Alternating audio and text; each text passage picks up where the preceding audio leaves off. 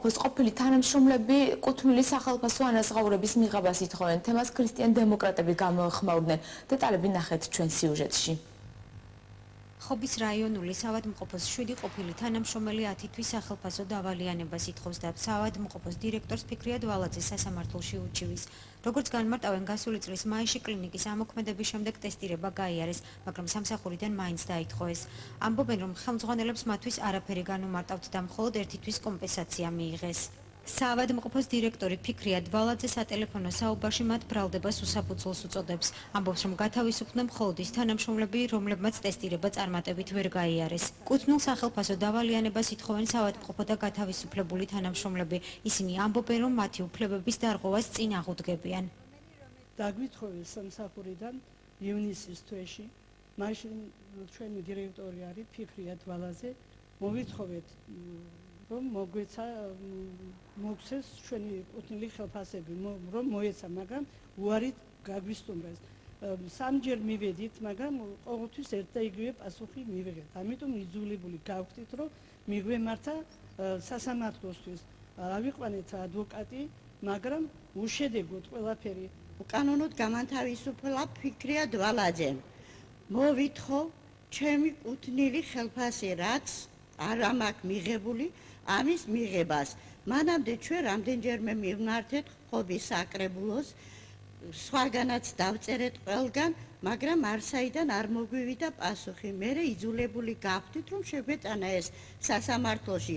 იქაც ჩვენ ვითხოვდით უწყის, რომელზედაც ჩვენ ხელი არ ქონდა მოწერილი. ეს იყო 2007 წლის დეკემბერი და 2008 წლის 9 თვის ხელფასები. მან სულ სხვა ფურცელი მოიტანა. Პირიშიც არის გაგზავნილი განცხადება, მაგრამ შედეგი ასაიდან არ ჩანს ჯერჯერობით. და ფიქრობთ, რომ კიდევ გავაგზავნებთ ჩვენს იმას, სანამ საჩი ვარ, სანამდე ჩვენსაც არ მივიღებთ. საავადმყოფოს ყოფილი თანამშრომლების მოთხოვნას ქრისტიან-დემოკრატები გამოეხმაურნენ. როგორც ამბობენ, პარლამენტის ჯანდაცვის კომიტეტს აღნიშნულ საკითხთან დაკავშირებით წერილობით უკვე მიმართეს.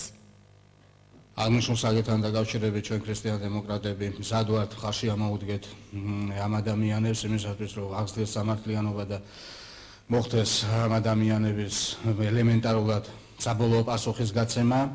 აძლევენ და თუ არ აძლევენ, რატო არ აძლევენ დავალიანებას. ჩვენ მიგვაჩნია, რომ ეს არის სრული უსამართლობა, რომ ამდენი წელიწადი ამუშაო ეს ხალხი და მერე ბოლოს ხელფასი არ გადაუხადო და ამიტომ ჩვენ ეს იქნება ადგილობრივ დონეზე თუ პარლამენტის დონეზე, ბოლომდე ხარში ამოუდგებით. სატელევიზიო კომენტარზე უარს აცხადებს. მეტ პერსონალი პოზიციების დათმობას არ აპირებს. ისინი საქმეში ახალგაზრდა იურისტთა ასოციაციის და არასამთავრობო ორგანიზაციების ჩართვას გეგმავენ. თუ როგორ დასრულდება დავა, უახლოეს მომავალში გაირკვევა.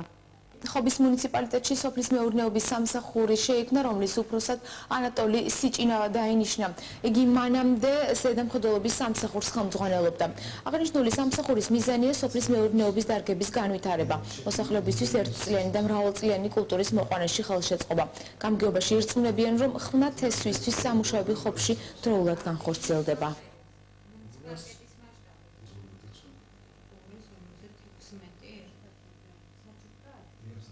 რაიონის მასშტაბით აღურიცხავი ტექნიკა აღირიცხა, რამაც შეადგინა 256 ერთეული და მიმართულია იქითკენ, რომ ეს ტექნიკა მფლობელობაში, საკუთრებაში გაუფორმდეს ყველა მესაკუთრეს. ქალაქის